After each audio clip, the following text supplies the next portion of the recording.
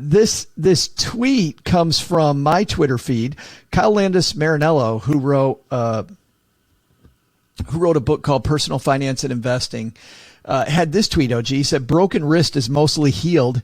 It was a good reminder that we're all just one injury away from needing 7 tries to eat a spoonful of soup, which for some people that struggle with soup, that may be every day.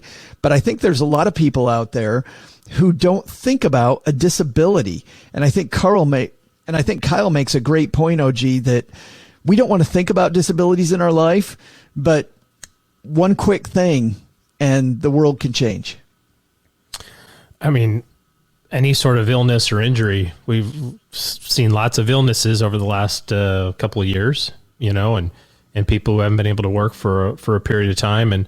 And something as innocuous as a fall on a ski hill or, some crazy situation on the highway. I mean, there's all sorts of things that can go wrong.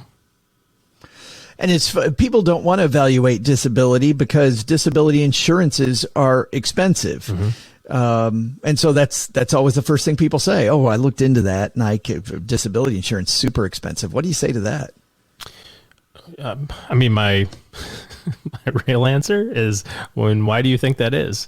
Insurance companies, their profit margins are somewhat regulated, right? The cost structure that they can have is regulated at the state level. So if something costs a lot of money in the insurance world, there's a reason why. It's because the likelihood of the outcome or the amount of money that it costs to fix that outcome is high. So you have to look at that from that perspective as well. If the insurance company is charging me a whole bunch, they must think that there's a good chance I might use it, And yeah. I mean, I think the real answer is can you afford not to have it? Like what would happen if you couldn't work for an extended period of time? Would you be able to continue your lifestyle? And I think a lot of people are blessed with the opportunity to have workplace coverage. Your work covers some of your disability costs, a little bit of salary replacement, and that provides some comfort. Or we think, oh, well, my workplace has it. But a lot of times that's kind of just your base needs. And if you look at disability from a cash flow standpoint, what you're really going to give up is your ability to continue to save.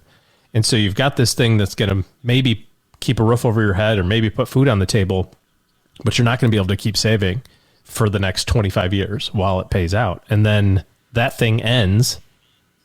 And then what? So.